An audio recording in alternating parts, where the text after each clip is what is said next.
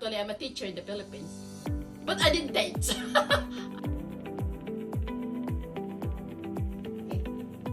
Magandang umaga po, magandang hapon, magandang gabi sa buong mundo. Welcome po sa Filipina PSW Mentor.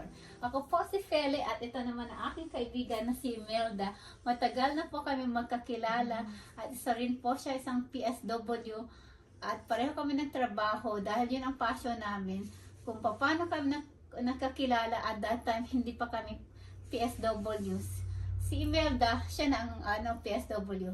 Caregiver siya. Ako naman, caregiver ako sa mother-in-law ko at sa mga anak kong dalawang bulilit. Yeah. Na bulilit na lalaki. Yeah. Doon kami nakita, pumunta kami sa No Frills, sa supermarket. At nandun si Imelda. Ako naman, tuwing na may nakakakilala na Filipina dito sa amin, Yeah. lagi ako nag-hi. Sa kanila, Yeah. ini-introduce ko ang sarili ko, Yeah. kaya ganun nangyari sa amin ni Imelda. Yeah. Tapos, tinanong ko sila na kung saan nakatira at habang nag-grocery, sabi ko, sino kasama mo?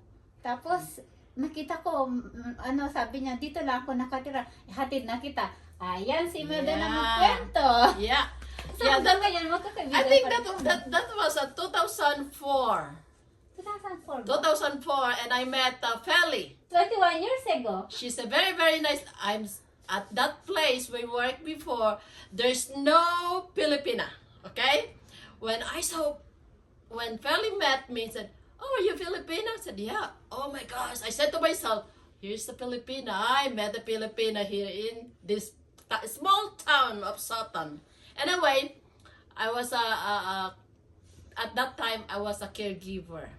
Okay, I'm looking after somebody. I'm not a PSW, but I live in when I moved to Canada. So what happened is, actually I'm a teacher in the Philippines, but I didn't date. I'm an elementary teacher, but I didn't date.